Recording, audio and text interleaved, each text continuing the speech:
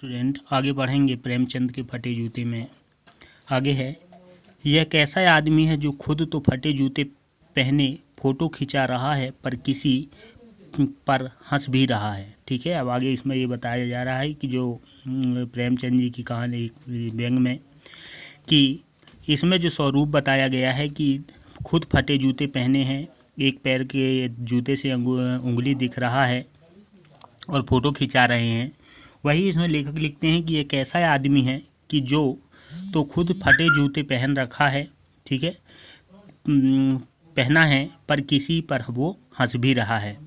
Photo ही खिंचाना थी तो ठीक जूते पहन लेते या ना खिंचाते।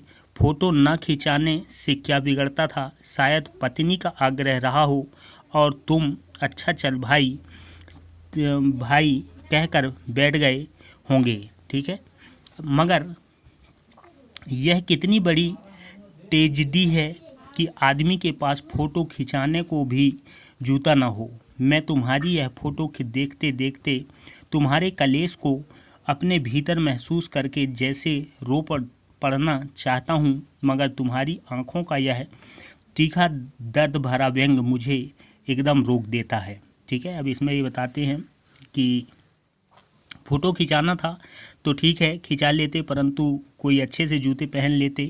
फ़ोटो खिंचाने की जो आग्रह थी वो पत्नी ने किया होगा, ठीक है, आकर वो बैठ गए, परंतु यह कैसा, ठीक है, स्वरूप है, फ़ोटो खिंचाने को भी जूता ना हो।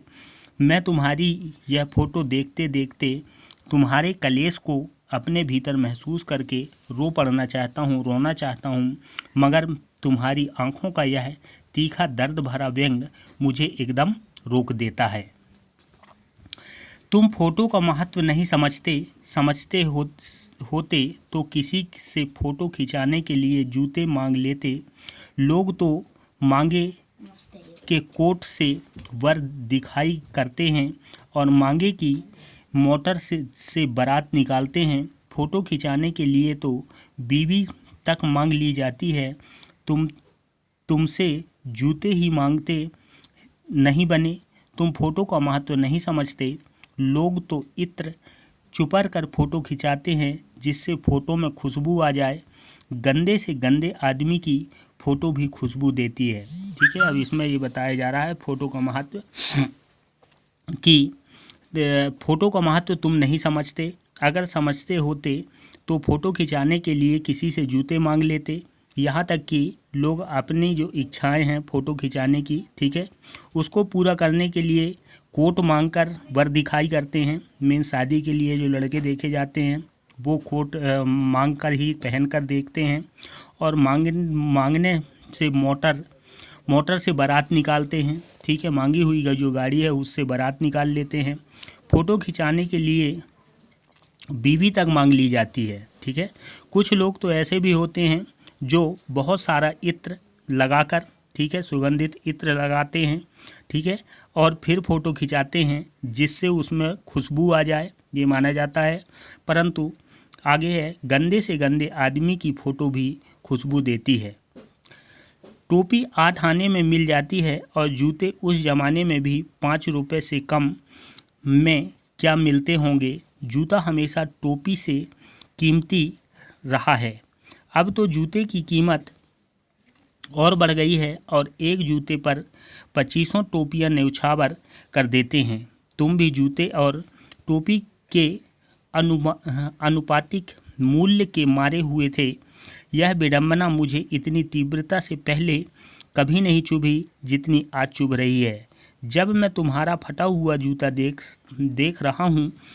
तुम महान कथाकार, उपन्यास सम्राट, युग प्रवर्तक, जाने क्या क्या कहलाते थे, मगर फ़ोटो में भी तुम्हारा जूता फटा हुआ है। ठीक है, अब इसमें ये बताया जा रहा है कि टोपी उस समय जो थी वो 8 आने में मिल जाती, ठीक है, जूते उस ज़माने में 5 रुपये से कम के ना मिलते होंगे।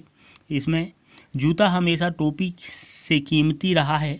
ठीक है, अब तो जूते की कीमत भी बढ़ गई और एक जूते पर 25 टोपियाँ न्यौछावर हो सकती हैं। तुम भी जूते और टोपी के अनुपातिक मूल्य के मारे थे।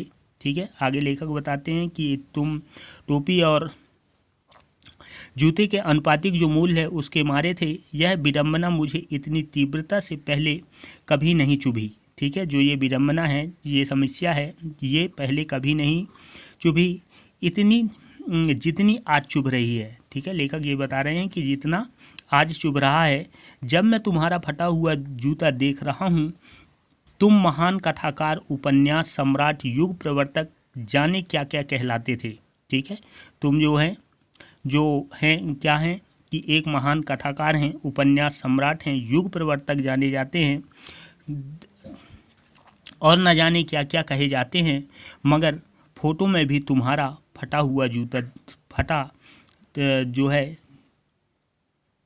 फटा हुआ है। ठीक है, जो जूता है वो क्या है, फटा हुआ है।